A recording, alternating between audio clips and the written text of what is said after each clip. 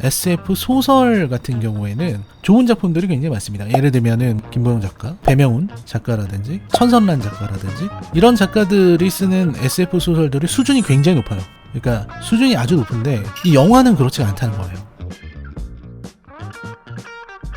자, 여러분 안녕하십니까. 오늘 여러분들과 나눌 이야기는 바로 원더랜드가 되겠습니다. 김태형 감독의 원더랜드 오늘 리뷰를 진행해 보도록 하겠습니다. 일단은 원더랜드를 하기에 앞서서 몇 가지 이야기를 하면서 좀 진행을 했으면 좋겠는데, SF의 불모지라고 불리는 한국 영화, 가장 큰 이유는 SF에 대한 이해가 부족하기 때문이에요. 이게 좀 모자라요. 그러니까 이게 모자라기 때문에 좋은 SF 작품이 나오지가 않아요. SF가 잘 나오려면 SF 장르에 대한 이해가 있어야 돼요.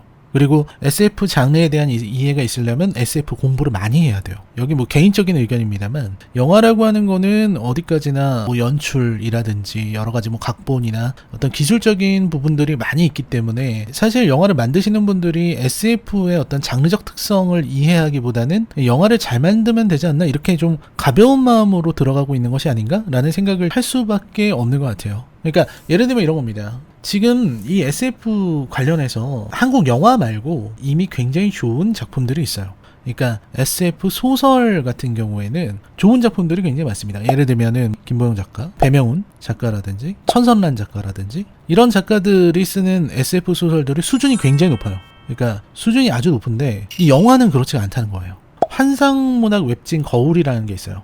여기에서 연재하는 고정필진들의 단편소설, 이 단편만 봐도 아이디어가 뛰어난 것들이 되게 많아요. 그리고 사실 우리나라의 SF 소설뿐만이 아니라 뭐 일본이라든지 널리 나가서 세계 문학까지 가게 되면은 SF 소설의 수준은 정말로 많이 높다고 할 수 있습니다. 굉장히 깊은 아이디어를 갖고 있는 작품들이 많은데 이런 것들을 우리가 이해하려고 하지 않는 거예요. 이런 걸 이해하려고 하지 않다 보니까 영화의 수준이 떨어질 수밖에 없다라는 거죠. 제가 문제인식을 갖고 있는 것 중에 서복 같은 영화, 진짜 아쉽지 않아요? 서복? 물론 여기 지금 원더랜드에서도 서복의 두 주인공 공유하고 박보검이 나오고 있어서 좀 더 아쉽긴 한데, 박보검 공유를 내세우고도 서복이 던지고 있는 이 질문의 깊이, 이 질문의 깊이를 생각을 해보면, 아, 고민을 안 하셨구나, 고민을 하지 않으니까 이런 질문을 하게 되는구나 라는 생각이 나오게 되는 것 같아요. 그리고 마찬가지로 이제 정의 같은 작품, 뭐 더 무는 뭐 말할 것도 없고, 이런 작품들을 보면서 느끼는 거는, 아, 한국 SF는 답이 없다라는 그런 생각인데, 근데 그런 생각임에도 불구하고 사실 원더랜드는 그런 의미에서 기대가 됐죠.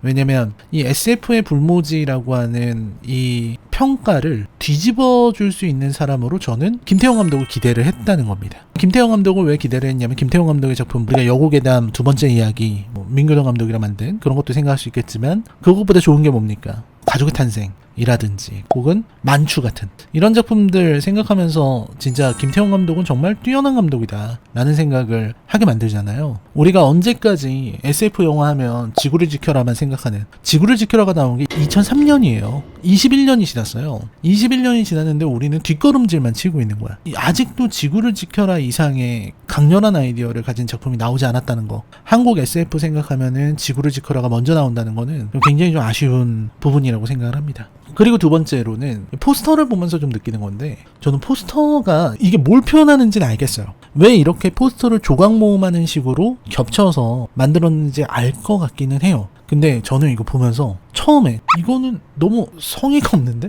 이런 생각이 좀 들었던 것 같아요. 그러니까 이게 언뜻 보면 그림을 모자이크처럼 겹쳐놓고 레이어만 좀 다르게 한 것 같은 그런 느낌이 들잖아요. 그래서 요즘 포스터가 이렇게 나와도 되나? 하는 생각을 많이 한 것 같습니다. 원더랜드 이야기를 이제 시작할 건데, 원더랜드 이야기를 하기 전에 먼저 드리고 싶은 말씀이 있습니다. 치명적인 스포일러가 포함되어 있기 때문에 좀 조심하시는 게 좋겠다. 자, 그럼 진행해 보도록 하겠습니다.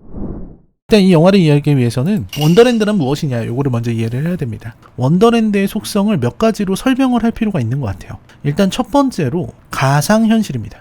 그래서 가상현실이기 때문에 월드가 존재하는 거죠. 그러니까 우리가 인터넷 게임 속 세상에 들어가는 것처럼 가상의 월드가 존재하고 그 안에서 사람들이 살아가는 이런 가상현실의 세계가 있어요. 간단하게 생각하시려면 이제 매트릭스 같은 거 생각하시면 되는 거죠. 그리고 매트릭스하고 거의 아이디어는 같은 거예요. 그러니까 이 가상현실에 매트릭스는 살아있는 사람이 접속하잖아요. 유기체인 인간 뒤에다가 뭘 꽂아서 매트릭스로 안으로 의식을 이동시키는 거죠. 여기는 의식의 이동이 있는 거죠. 원더랜드라고 하는 가상현실은 이제 죽은 사람이 대상이 됩니다.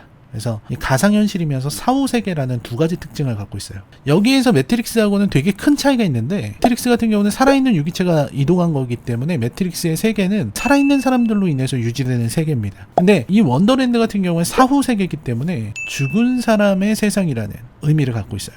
그리고 복제된 인간의 세계, 이렇게 되는 거죠. 이 세 가지를 갖고 말씀드리면 이런 거죠. 가상현실이고 사후세계고 거기 안에 들어가 있는 사람들은 다 복제되어 있다. 그래서 이 복제된 인간은 어떤 인간인가 하는 생각을 만들게 되고요. 이 복제된 인간이 살아가는 사후세계는 우리에게 어떤 의미로 갖고 오게 되는가, 그리고 사후세계로 복제된 인간이 간다는 것이 어떤 의미일까, 이런 걸 생각하게 만들고, 그 다음에 이제 사람이랑 똑같은 사람들이 살아가는 가상현실의 세계, 요거에 대해서 좀 생각을 해봐야 될 것 같아요. 근데 어쨌든 이게 영화에서는 어떻게 기능을 하냐면 사후 서비스로 기능을 합니다. 사람이 죽어요. 사람이 죽으면 그 죽은 사람의 정신을 그대로 복사를 해서 그거를 원더랜드로 보내게 되는 거죠. 그 원더랜드로 보내가지고 그 사람은 그 안에서 살고 있는 거야. 그러니까 죽기 전에 정신을 복사를 하는 거죠. 그 복제된 인간이 원더랜드에 살아요. 나의 가족, 내가 사랑하는 사람, 그 사람이랑 똑같은 사람이 그 안에 살고 있다. 근데 그 똑같이 살고 있는 그 사람이 뭘 할 수 있느냐? 상호작용을 할 수 있다. 상호작용을 할 수가 있기 때문에 이걸로 인해서 이제 이 원더랜드의 서비스의 본질은 영상통화 서비스가 되는 거죠. 그러니까 이게 굉장히 재밌는 거예요. 사람의 정신을 복제해서 원더랜드 안에다가 살게 한 다음에 그 원더랜드랑 현실 세계가 상호작용을 해. 영상통화 서비스를 한다는 거야. 이 부분이 정말 대단하다는 생각이 있어요. 영상통화 서비스를 한다는 아이디어를 도대체 어떻게 냈을까? 왜 냈을까? 그 이유가 뭘까? 이런 생각을 많이 했습니다. 그러니까 이제 사람이 죽으면 그 죽은 사람이 원더랜드에 가 있고, 그러면 내가 전화해서 물어볼 수 있는 거죠. 영화에서도 나오는 것처럼 해열제 어디다 놨지? 그러면 몇 번째 서랍에 뒀잖아? 이렇게 할 수 있는 거죠. 그리고 죽은 사람이랑 내가 나눴던 그런 기억이라든지 혹은 함께 나눴던 시간들, 이런 것들의 기억을 공유하고 있기 때문에 그 공유된 기억을 갖고서 대화를 나눌 수 있는, 죽는다면 어떻게 될까? 그럼 나는 죽을 때 이런 원더랜드 서비스를 이용하게 될까? 이런 생각을 하게 만든다. 그리고 사후 서비스라는 점에서는 이제 영화 중에 오픈 유어 아이즈라는 영화가 있어요. 이거를 할리우드판으로는 바닐라 스카이라고 하는데, 어떤 걸 봐도 좋습니다. 근데 탐 크루즈 보고 싶으신 분들은 바닐라 스카이를 보시면 좋은데, 바닐라 스카이에서도 나왔던 게 이제 죽은 다음에 환상을 볼 수 있는 서비스죠. 차이는 뭐냐면 여기는 복제된 인간이라는 거, 이런 게 있습니다. 지금 이 영화에 지금 정유미 씨가 나오고 있는데, 정유미 씨가 맡은 역할이 원더랜드 쪽 직원 역할이에요. 그리고 자기 부모도 원더랜드에서 살고 있는 그런 역할인데, 비주얼이 엄청난데요? 아무리 스틸컷이라고 하지만. 그래서 영화의 주인공은 여러분들이 잘 알고 있는 탕웨이입니다. 이 탕웨이가 바이리라는 캐릭터로 나오고 있는데, 이 바이리가 이제 사망을 하면서 원더랜드 서비스를 진행하는 거, 요게 이제 영화의 시작이죠. 보시면 아시겠지만 탕웨이 엄청난, 정말 어마어마한 매력의 소유자죠. 저는 뭐 실제로 영접했던 그런 사람으로서 좀 다르다, 많이 달랐다. 아무래도 한국 사람이 아니어서 그런가, 중국 분이어서 그런가, 그런지 모르겠지만 이런 태도나 자세, 이런 것들이 약간 월드스타 보는 것 같은 느낌이 많이 들었어요.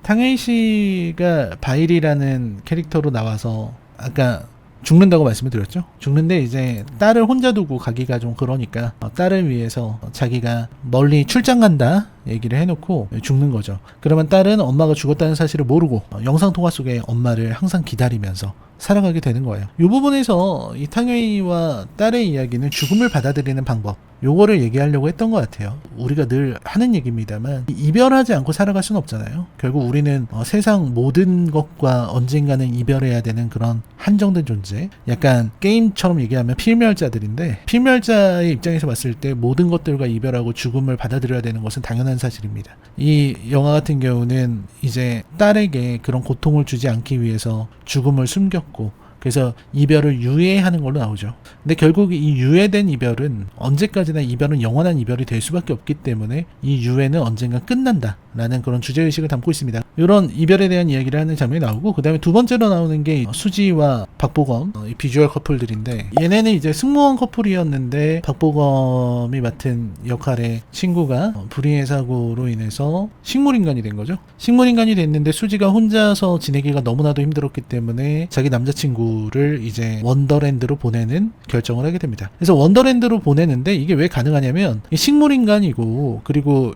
여기 원더랜드로 보내는 거는 이 사람의 어떤 정보와 뇌에 있는 여러 가지 정보들, 이걸 이용해서 복제한 복제품이기 때문에 식물인간은 살아있는 존재지만 어쨌든 원더랜드로 보낼 수가 있게 되는 거죠. 그래서 복제품을 원더랜드로 보내고 그 원더랜드에 있는 복제품으로부터 많은 힐링을 받으면서 살아가요. 그러니까 내 남자친구는 지금 병원에 누워서 일어나지 않고 있지만 이 남자친구의 지금까지의 기억을 전부 다 복제한 남자친구는 휴대폰 안에 있는 거야. 휴대폰 안에 있기 때문에 항상 통화 나누고, 일 끝나고 나면은 오늘 하루에 있었던 일들 이런 것도 이해하고 이렇게 되는 거죠. 그래서 전내 개념에 저는 가깝다고 생각합니다. 근데 이건 잘 모르겠어요. 전내 개념에 되게 가까운데 이거를 영화에서는 좀 애매하게 설명을 해서 이 전내 개념이 맞는지는 잘 모르겠지만 저는 전내 개념이라고 이해를 하고 있어요. 그래서 어디로 보내냐면 그 원더랜드로 보낼 때 이 사람이 어디에 있길 원하는지도 설정할 수 있어요. 바이리 같은 경우는 고고학을 하기 위해서 뭐 이집트나 뭐 이런 데 가버리는 거죠. 근데 수지가 박보검을 우주로 보내버립니다. 우주정거장 있잖아요. 그 우주정거장을 고치고 있는 그런 역할을 하는 걸로 그렇게 해서 우주로 가게 돼요. 그러니까 원더랜드로 보낼 때 기억을 또 조작을 할 수 있는 것 같아. 왜냐면 박보검의 생전 기억을 갖고 있으면 자기가 우주로 간다는 걸 믿을 수가 없을 텐데 그 정도의 설정을 만들어서 보내버릴 수 있는 것 같아요. 그다음에 문제의 거는 두 가지가 터지는데, 하나는 뭐냐면 바이리의 친정엄마 할머니인데, 이 할머니는 어떻게 생각하냐면 이 바이리가 딸이 아니다라고 생각해요. 나는 이게 너무 이상해. 쟤는 내 딸이 아니고 내 딸은 죽었어. 내 딸은 지금 죽었는데 딸을 흉내내는 애가 원더랜드라고 하는 안에 살면서 인공지능으로 움직이면서 내 손녀한테 엄마 행세를 하고 있어. 그래서 나는 그거를 견딜 수가 없어. 그걸 견딜 수 없기 때문에 네가 왜 내 딸이야? 나는 이 서비스를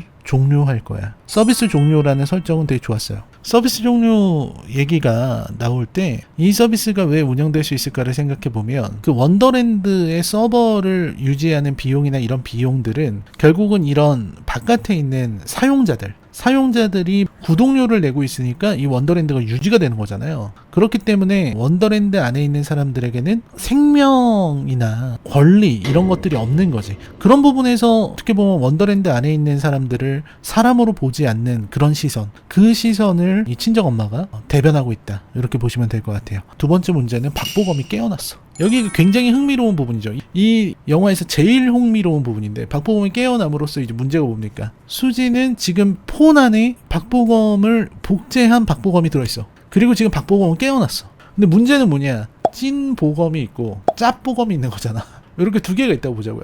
찐 보검은 지금 다시 깨어났는데 얘는 기억 상실이에요. 가지가지 하는 거야. 짭 보검은 지금 뭐냐? 얘는 진짜가 깨어난 줄 몰라. 자기가 진짜인 줄 알아요. 이 상황이 진짜 미칠 것 같은 거죠. 도플갱어 상황을 만들어버립니다. 그리고 수지 입장에서는 어쨌든 자기 남자친구를 다시 만날 수 있으니까 좋은 거야. 만날 수 있고 만질 수 있어서 좋은데, 문제는 뭐냐? 얘가 보면은 눈빛이 돌았잖아. 눈빛이 맛이 갔습니다. 지금 옆에서 수지가 이렇게 안고 있는데도 정면을 바라본다는 것 자체, 사람이 이런 일을 할 수 있는가, 이런 생각이 드는데, 근데 지금 실제로도 영화에서 이상한 행동들을 해요. 그러니까 자기가 자기라는 생각을 잘 못하고 인지부조화가 굉장히 강하고, 이래서 어떤 이상한 행동들을 하냐면 자기 손에 뜨거운 물을 붓고 있어도 자기가 이게 아픈 줄 잘 모른다든지, 그리고 평소에는 전혀 하지 않았던 일들을 한다든지, 예를 들어서 다른 사람도 좀 만나라고 조언을 하면은 갑자기 어디서 알지도 못하는 사람들을 잔뜩 데려와서 집에서 파티를 연다든지, 이런 행동들을 하기 때문에 수지는 어떻게 느끼냐면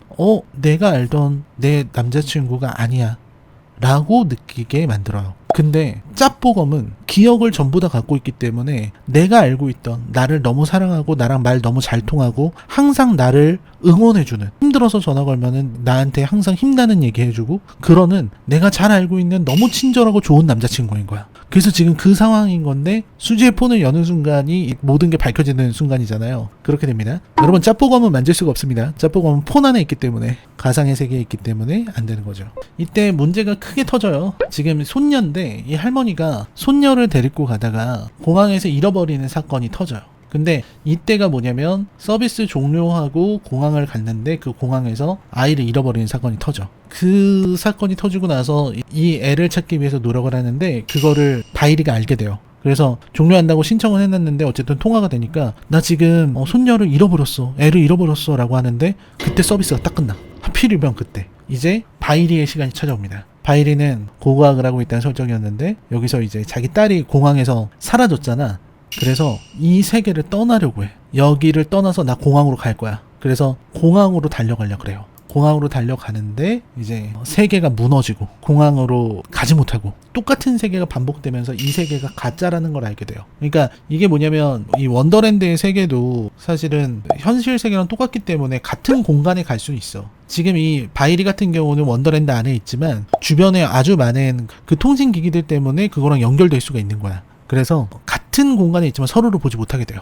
그래도 이제 바이리의 활약 때문에 아이를 찾게 된다. 요런 얘기고. 그리고 이제 아까 말씀드렸던 짭보검하고 찐보검은 서로가 결국 만나게 됩니다. 서로가 서로를 보게 되고 그때 결과는 어떻게 되냐면 짭보검이 왜 나한테 그랬냐고 실망감을 드러낸 다음에 수지가 짭보검에게 사과를 하고 내 마음이 너무 힘들어서 너를 이용했다 라고 얘기를 하고 짭보검을 없애는 걸로 끝내는 것 같아요. 마지막 엔딩은 좀 애매하지만 아무튼 그런 식으로 끝납니다. 좀 나름 재밌는데 굉장히 진부하죠. 어쨌든 이 영화 보면서 느낄 수 있는 거는 영화 자체는 재밌다. 영화 자체는 나쁘지 않다. 그래서 영화 자체의 재미는 충분히 있으나 하지만 잘 만든 영화라고 보기는 좀 어렵다. 그러니까 재미는 있어요. 재미는 있고 생각도 할 수 있게 만들고 그래서 조금 더 많은 사람들이 봐야 되는 영화 라는 것은 저는 더 맞다고 생각해요. 근데 이제 이 영화가 비판을 받는 이유도 SF 설정의 문제에 있다고 생각합니다. 해석 체계 이런 게 좀 부족하다는 생각이 들어요. 그러니까 이게 뭐냐면 바이리가 있잖아요. 그럼 얘는 이건 무엇이지? 지금 여기서 이 존재에 대해서 우리가 가만히 생각을 해보면 얘는 무엇인가 하는 생각이 들게 돼요. 그러니까 바이리의 기억을 갖고 있는 바이리의 복제이거나 혹은 한정된 정보로 만든 가짜. 이 복제로 만든 거를 전뇌를 한 것이다 이렇게 보고 한정된 정보로 만든 가짜다 요거는 딥러닝이다 이렇게 생각을 하면 이 전뇌의 경우에는 나의 복제인 거고요. 딥러닝은 흉내예요. 딥러닝의 경우라면 의미는 없다고 생각하고 전뇌일 경우에 문제가 되는 건데 얘는 복제긴 하지만 육신이 없잖아요. 육신이 없는 존재를 진짜라고 볼 수가 있나? 라는 거예요. 그러니까 여러분 생각해 보세요. 저는 제가 가지고 있는 이 정신 이게 나의 전부라고 생각하잖아요. 나의 정신이 진짜고 내가 가지고 있는 이 생각과 내가 가지고 있는 이 의식 이게 나의 전부라고 생각하기가 쉽다는 생각이 들어요. 근데 이거를 조금 더 깊게 생각을 해보면 사실 이 나라고 하는 존재를 생각할 때 나는 정신이고 어떤 본질적인 것 이렇게 생각하기 쉽잖아요. 그러니까 플라톤식으로 생각했을 때 어떤 영혼이란 게 있다고 한다면 이 영혼이 어디서 옵니까? 이데아에서 오잖아. 그죠? 이데아의 세계가 존재하잖아. 이게 어떤 본질적인 것이고 이것에 의한 어떤 복제된 세계에 있는 그것이 우리가 흔히 말하는 모방품, 현상적인 것 이런 거라고 볼 수 있는 거죠. 그러니까 우리가 가지고 있는 모든 현상은 이데아의 복제로서 존재하는 거니까. 그래서 이 아래 위를 딱 자르고서 위쪽은 형이상학적인 것이고 아래는 낮은 차원이잖아. 그렇게 보면은 우리의 정신, 영혼, 우리의 어떤 의식 이런 것들은 굉장히 본질적인 것이고 우리가 가지고 있는 육신이라든지 이런 것들은 나의 정신을 담기 위한 그릇에 지나지 않는다. 이렇게 볼 수도 있는 거 아닙니까? 근데 이거는 굉장히 낡은 생각이다. 이제 와서는 절대 통하지 않는 장 보드리아가 들으면 당신은 한 2000년 전 사람인가요?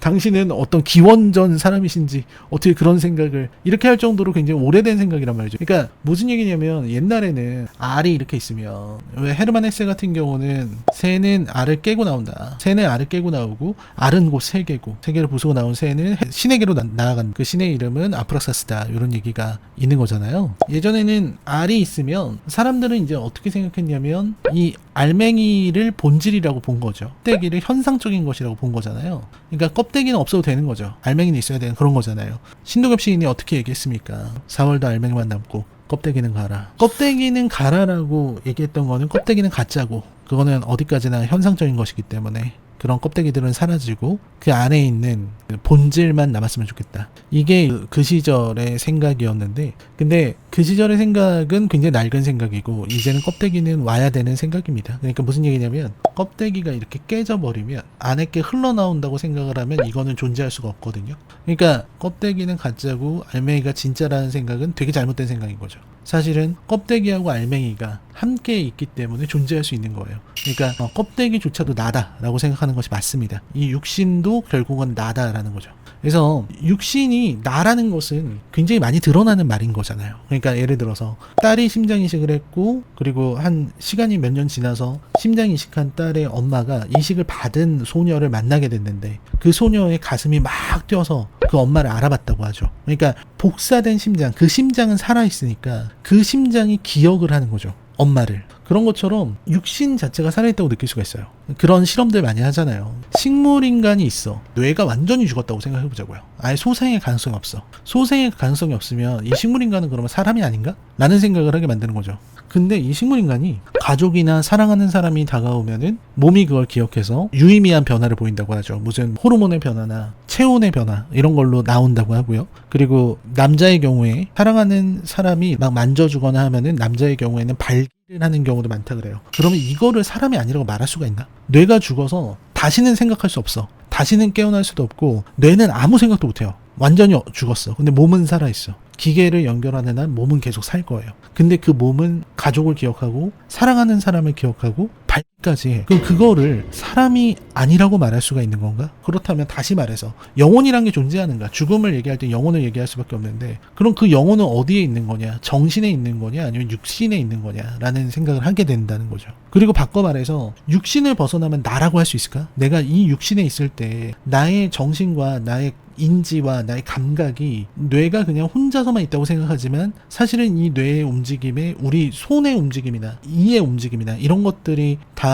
내 뇌에도 영향을 미친다고 생각을 한다면, 그러면은 나의 의식과 나의 육체는 연결되어 있는 것이 아닌가? 그러니까 뇌가 나인 것이 아니라 나를 이루고 있는 이 몸 전체가 나라고 봐야 되는 것이 아닐까? 단지 뇌는 생각으로 만들게 만드는 그런 기능을 하고 있는 거 아닌가? 그것뿐이지 않을까? 라는 생각을 하게 된다는 거죠. 그러니까 우리가 전뇌를 얘기할 때 제일 큰 문제가 되는 게, 만약에 내가 전뇌를 해서 작은 스마트폰에 들어가게 됐어요. 그럼 내 몸이 없어지고 그 이 폰 안에 나의 정신이 들어가 있다는 건데, 그러면 나는 이 폰에 걸맞는 그런 인간이 되지 않을까? 그러니까 나의 육신이 나를 결정하는 것이지 않을까? 나의 정신이 나의 육체를 결정하는 것이 아니라 나의 육체가 나의 정신을 결정하는 것이 아닌가라는 생각을 하게 만든다는 거죠. 그래서 그런 부분에서 여러 가지 고민을 할 수 있는 요소들이 많았다고 생각해요. 이 원더랜드라는 영화에서는 말이죠. 그러니까 식물인간 얘기도 다루고 있고, 그리고 죽은 다음의 세계에 대해서 다루고 있고, 영혼이 무엇인가에 대한 질문도 던지는 것 같기 때문에 이런 부분의 질문을 할 수가 있었어요. 죽음은 뭐고 육체는 뭐고 정신은 무엇인가에 대한 질문을 할 수가 있었는데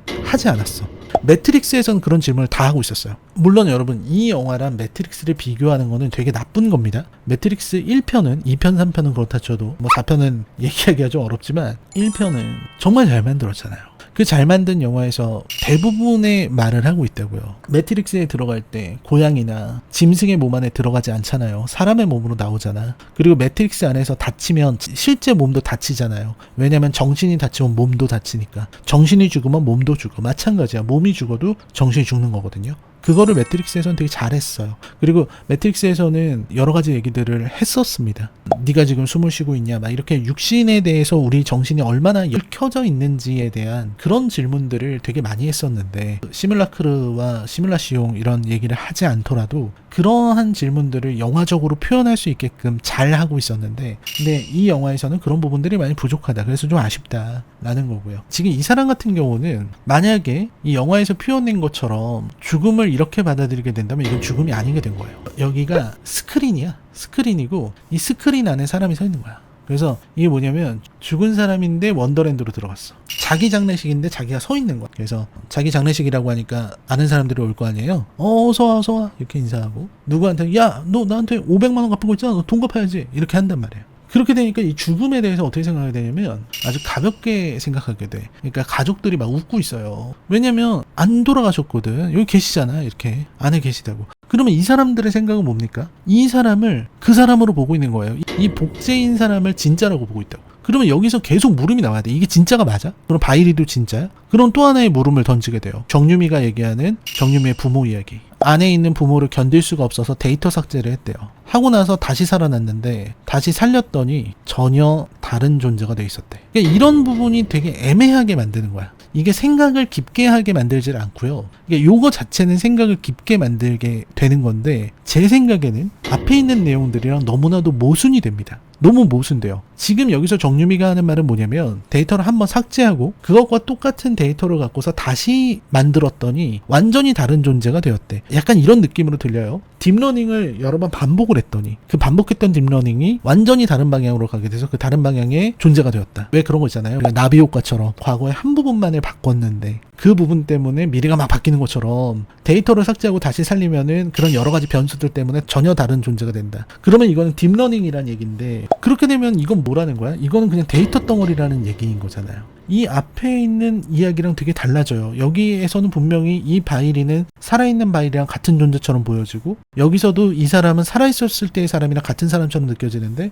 여기서는 갑자기 데이터를 삭제하면은 다시 없어진다. 이런 이야기를 하고 있거든요. 이런 부분들이 보여주는 모순이 좀 심각하다. 그게 좀 아쉽더라고요. 어떤 질문을 제대로 던지지 못하고 그리고 질문에 대해서 말하지도 못하고 그냥 뿌려놓고만 마는 그런 이야기였던 것 같아요. 여기서 조금만 더 나아가게 된다면 이 죽음 이후의 삶이 이렇게 존재할 수 있다면은 얘기할 수 있는 것도 굉장히 깊었던 거거든요. 근데 그 죽음 이후에 대한 이야기들이 잘 나오지 않았던 것 같아요. 그러니까 바닐라 스카이에서도 이미 나왔던, 이전부터도 많이 나왔었지만 우리가 죽은 다음에 우리의 뇌를 이용해서 영원히 살 수 있다면 이런 거잖아요. 여기서 조금 더 나아가도록 하겠습니다. 더 깊은 얘기하기 전에 이 세계가 얄팍하다는 거를 제가 조금 더 말씀을 드리겠습니다. 원더랜드는 완전히 매트릭스처럼 기능할 수 있는 세계라고 저는 이해를 했습니다. 매트릭스만큼이나 정교한 세계인데 근데 놀랍게도 그 안에 있는 사람들은 다 가짜 사람들인 것 같지만 그런 얘기는 하지 않을게요. 어쨌든 여기로 사람들이 접속을 한다는 건 같아. 근데 문제는 뭐냐, 여기는 전내 복제 시스템이고 여기는 아바타를 이용한 접속이라고 저는 봅니다. 내 뇌를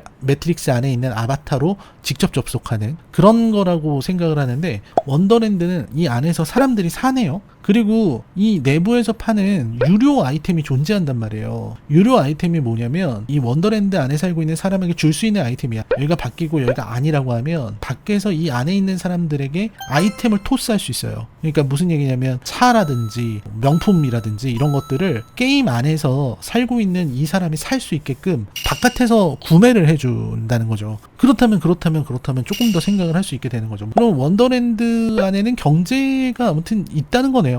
원더랜드 안에 있는 사람들은 어쨌든 경제라고 하는 시스템이 있는데 자기들은 구매력이 떨어진다는 소리네. 구매력이 부족해서 외부에 있는 구매력을 전달받아서 이 경제를 이용하고 있다는 거잖아요. 안 세계를 바깥 세계로 전송할 수 있잖아. 이러면 이런 생각이 들지 않을까요? 예를 들어서 코비 브라이언트가 돌아가기 전에 원더랜드 시스템을 했다고 쳐봐요. 안으로 들어갔는데 그럼 여기에는 전성기의 육체 선택할 수 있죠. 뭐 03 레이커스 정도로 할게요. 요 시절의 모습으로 해서 이 안에서 리그를 뛸 수도 있겠군요. 그러면 이 안에 리그는 옛날 농구 선수들이 레전드들이 전부 다 전성기로 뛰는 그런 레전드 리그를 열 수 있겠네요. 이게 믿을 수 있는 AI고 이게 믿을 수 있는 그런 복제라고 한다면 그럼 이 레전드 리그가 당연히 저는 수익성을 가질 거라고 생각하거든요. 그럼 이 수익성을 갖게 되면 이걸 가지고 충분히 장사를 할 수 있을 거라고 생각합니다. 이게 지금 제가 농구로 한정해서 그렇지 축구에 얼마나 많은 레전드들이 있고 그잖아요. 예를 들어서 뭐 마이클 조던이 이제 원더랜드로 들어가겠어. 그러면 조던 전성기와 르브론 전성기의 대결을 볼 수 있는데 아니면 팀도 모을 수 있잖아. 96년도 시카고 불스 그리고 15-16 시즌에 탐슨 정상인 시절 듀란트 있고 그 두 팀이 붙으면 어떻게 될까? 이런 거를 할 수 있는 거 아닌가요? 그런 거를 할 수 있게 되면 문제가 심각해질 것 같은데요. 그리고 만약에 죽은 사람만이 원더랜드에 갈 수 있는 룰이라면 청부살인이 일어날 가능성이 굉장히 높잖아. 이 원더랜드 안에서 통화가 된다는 건 어쨌든 간에 이 안에 있는 사람들이랑 밖에 있는 사람들이랑 연결이 되고 있다는 거기 때문에 저는 이건 당연히 재화의 소통도 가능하다고 생각하죠. 지금도 게임 안에 있는 재화가 얼마나 비싼지 말을 할 필요가 없는 거잖아요. 예를 들어서 게임 안 속에 있는 진명왕의 집행 것만 팔아도 지금 벤츠가 나오네 이러고 있는 판인데 원더랜드 안에는 더 많은 재화가 있을 테고 원더랜드 안에 훨씬 더 좋은 걸 만들 수도 있을 거고 원더랜드 안에 뭘 만들어 놓기만 하면 그걸 이용해 가지고 다양한 콘텐츠를 만들 수가 있는데 즉 원더랜드 안에서 만드는 콘텐츠가 이 외부에서 만드는 콘텐츠를 압도해 버릴 거라고요. 그러니까 이 원더랜드 안에 있는 가짜들이 이 밖에 있는 진짜 사람들의 컨텐츠를 능가해버리는 세상이 올 거란 말이죠. 왜냐면 여기는 얼마든지 수없이 많은 천재들을 이 안에다가 누적시켜 놓을 수 있는 거 아니야. 그죠? 이미 너무 늦어서 아인슈타인 같은 사람은 어쩔 수 없겠지만 지금 죽는 천재들 예를 들어서 뭐 비틀즈가 4명이 다 죽어서 저승에서 전성기의 모습으로 재결성해서 신곡을 낸다 그러면 그러한 신곡을 지금 밖에 있는 사람들이 이길 수가 있나요? 그 안에 있는 새로 탄생한 비틀즈는 전생의 기억을 전부 갖고 있는 상태로 천재적인 음악의 재능을 갖고 있을 텐데 그런 저승에서 나오는 곡들을 이길 수 있겠냐고. 나는 이길 수 없다고 생각합니다. 무슨 얘기냐면 결국 원더랜드의 컨텐츠는 현실의 컨텐츠를 넘어설 거라는 거예요. 왜냐면 사람들은 이 현실의 컨텐츠보다 이 원더랜드 안의 컨텐츠를 더 열광할 수밖에 없어요. 왜냐면 원더랜드의 컨텐츠는 계속해서 증가하거든요. 계속해서 쌓이고 시대가 섞이거든요. 그렇기 때문에 이 살아있는 사람들은 원더랜드를 유지하기 위한 그런 노동을 제공하는 사람들에 지나지 않게 되는 그런 미래까지 갈 수 있다고도 생각이 들어요. 문제는 이 영화는 그런 부분을 너무 가볍게 생각하고 있다는 거야. 너무 가볍게. 그 원더랜드 안속에 있는 경제는 어떻게 돌아가는지, 원더랜드 안에 있는 사람들과 바깥에 있는 사람들의 통신이 일방향으로만 되는 게 아니라 이 쌍방향으로 되는 건데, 그냥 제가 간단하게만 생각해도 원더랜드 안에서 리그 열고 그 바깥에 있는 사람이랑 안에 있는 사람이랑 연결하면서 승부 조작도 할 수 있을 것 같고, 윤리적인 문제, 법적인 문제 이런 거 다 생길 것 같은데, 그런 부분에 대한 너무나도 얄팍한 그런 이해가 있었던 것이 아닐까? 제가 SF를 잘 알아서 그러는 게 아니라 그냥 SF를 좀 많이 읽으시거나 보신 분들은 되게 쉽게 할 수 있는, 제가 하는 생각도 되게 얄팍하고 낮은 수준의 생각일 거예요. 그러니까 더 많이 생각을 할 수 있는 그런 요소들이 많았었어요. 그러니까 아까 제가 얘기했던 죽음에 대한 철학적인 문제라든지 어떤 세계에 대한 문제라든지 이런 부분들에 대해서 생각이 너무 없는 것 같아. 그래서 이 영화를 보면서 되게 많이 아쉬웠습니다. 이거 외에도 생각해 볼 만한 부분이 아주 많아요. 그러니까 우리가 게임 판타지 같은 웹툰, 웹소설 이런 거 우리 수준 낮다고 저질이다 막 이렇게 얘기하면서 무시하지만, 이 게임 판타지 안에서는 이미 다 실현되고 있는 얘기잖아. 이 안에서 다 벌어지고 있는 얘기잖아요. 그거를 조금 더 깊게 생각해서 영화로 만들면 얼마나 좋을 수 있겠어요. 이 게임 판타지 하는 친구들은 자는 시간을 이용해서 그 안의 세상에서 제2의 인생을 살고 있는데 그게 너무나도 당연해졌는데, 그러니까 이런 어떤 시청자나 이런 컨텐츠를 소비하는 사람들이 가지고 있는 생각의 수준에 이 창작자들이 미치지 못하고 있는 것 같아요. 그러니까 처음에 이 리뷰 시작할 때 얘기했던 SF에 대해서 우리는 너무 모른다, 그리고 감독들이 배우려고 하지 않는 것 같다, 이런 생각을 저도 합니다. 물론 그렇다고 해서 제가 SF 영화를 만든다고 하면 잘 만들 수 있는 건 아니겠지만, 근데 저는 적어도 고민을 하는 SF 영화를 만들어야 된다고 생각해요. 그리고 그런 영화들이 많이 나오면 좋겠다는 생각이 들어요. 무슨 얘기냐면 SF라는 게 돈 많이 들고 우주가 나오고 엄청난 스펙타클한 뭔가가 있어야 SF인 게 아니거든요. 제가 좀 많은 분들에게 말씀드리고 싶은 진짜 좋은 SF 같은 거는 맨 프롬 어스 같은 작품이에요. 이런 영화가 나올 수가 있는데 SF를 너무 좀 단편적으로만 생각하고 영화를 만들고 있는 그런 부분이 좀 아쉽다는 생각이 듭니다. 그래서 결국은 탕웨이와 수지, 박보검 등만 남은 영화가 아닌가라는 생각을 했습니다. 그리고 또 아쉬운 점을 너무 많이 얘기하는데, 이 박보검이 그러니까 찐과 짭이 만나는 이 장면, 이거는 사실 이 영화의 가장 중요한 하이라이트였어요. 이 하이라이트를 살리지 못한 게 너무 아쉬워요. 그러니까 두 박보검이 만나는 장면, 그 장면에서 어떤 일이 생길까? 그거를 가만히 생각해보면 누가 진짜예요? 만약에 이 짭보검이 자신이 진짜라고 얘기를 하면 어떡해요? 그러니까 수지가 마지막에 진실을 얘기한다 그러면서 짭보검이 있는 폰을 줘요. 전화가 오고 있어. 그거를 찐보검이 전화를 받아요. 영상 통화가 떠. 그리고 보검이 우주 공간에서 만나는 거야. 둘이 눈이 마주치는 거야. 그러면 찐보검은 기억을 못해. 짭보검은 기억을 갖고 있어. 이 둘은 어떻게 되는 거야? 그리고 그럼 짭보검은 뭐야? 얘는 데이터일 뿐인가요? 얘는 그러면 그냥 말소시키면 되는 존재인가요? 짭보검은 그동안 수지와 대화를 나눴고요. 수지에게 안정감을 줬고, 수지를 사랑해줬고, 매번 응원해주고, 수지가 짜증내고 투정 부를 때도 그거 다 받아줬어, 짭보검이. 그리고 얘는 수지를 위해서 진짜 최선을 다했어. 그렇게 살면서 지금 얘는 엄청난 실망감과 배신감을 느끼고 있어. 근데 만들어진 존재고 찐이 진짜라는 이유로 얘를 죽여도 되나요? 얘를 없애도 되는 걸까요? 그런 부분에서의 윤리적인 문제가 생긴다는 거죠. 그리고 만약에 짭보검이 자비스 같은 거였다. 그럼 자비스는 죽여도 되나요? 자비스에게 의식이 있고, 자비스에게 생각이 있고, 마음이 있고, 개성과 성격과 이런 것들이 있는데 그런 게 있는 존재를 우리가 마음대로 죽이고 없애도 되는 건가요? 이런 부분에 대한 생각을 하게 만든다는 거죠. 근데 그런 거에 대한 생각을 결국 하지 않았고, 그리고 찐과 짭이 만났을 때의 그 임팩트를 아무렇지도 않게 그냥 날려버렸던 부분들, 이런 것들이 이 영화의 굉장히 아쉬운 부분이었다. 영화의 어떤 기술적으로 보다 안 좋아요. 왜 기술적으로 봐서 왜 안 좋냐면 찐보검하고 짭보검이 만나는 그 순간을 영화는 계속해서 암시를 했어요. 근데 한 번은 마주칠 뻔도 했어. 그러면 많은 사람들이 이미 영화를 보면서 생각해요. 찐보검과 짭보검이 만나는 그 순간 뭔가가 터지겠다라는 거죠. 근데 이 영화는 거기서 터지지가 않아요.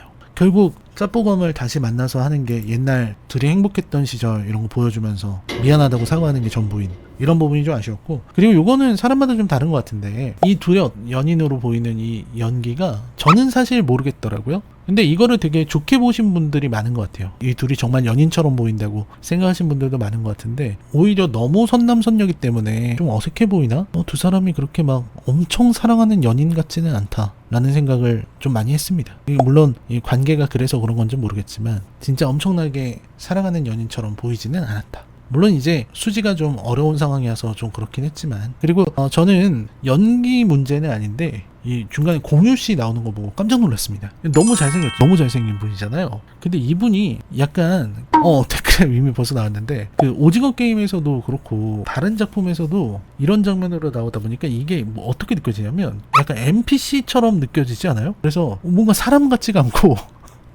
난 가상인간이라고 해도 믿을 수 있을 것 같다는 생각이 들더라고. 실제로 가상인간은 아니잖아. 그냥 똑같은 사람 같아요. 그리고 보면서 느끼는 생각은 뭐냐면 그냥 카누밖에 생각이 안 나. 그냥 이 상황에서 딱 커피 들면은 카누예요. 그저 존재 자체로 카누인 그런 사람이지 않을까. 여기 보시면 뭐가 다른지 잘 모르겠어. 머리카락 길이 말고는 이게 똑같은 거 아닌가요? 이거? 이건 진짜 카누 광고거든요. 이거는 영화가 아닙니다. 이건 영화야. 이건 영화고 이거는 영화가 아닌 거야. 뭔지 모르겠어. 이것도 광고예요. 이거 광고입니다. 이거 영화 아닙니다. 이건 카누 광고. 이거 혹시 영화라고 생각할까봐. 영화에 이런 장면 없어요. 그러니까 그냥 광고 그 자체. 어떻게 이렇게 팔을 거둔 것까지 이거는 영화인데 어떻게 바지 색깔이랑 팔을 거둔 위치가 너무 완벽해요. 이 셔츠의 디자인부터 팔을 거둔 이 각도와 팔을 거둔 이 모습까지, 이 착장까지 완벽해. 이분은 어떤 완벽한 자신의 관리 속에서 사시는 분인 것 같아요. 이 팔 너무 잘 걷었어. 남자들이 항상 저렇게 걷고 싶어 하잖아. 저렇게 예쁘게 딱 팔꿈치 아래까지. 저도 그렇게 접으려고 접었는데 나는 팔도 잘 못 접은 거야. 이거 봐. 정확하게 이 위치. 자신의 팔이 가장 섹시하게 보이는 그런 위치. 그리고 요거는 영화 장면이거든요. 이 동서식품 그 직원분들 보고 계시면 여기에다 로고만 넣으시면 됩니다. 그냥 광고야.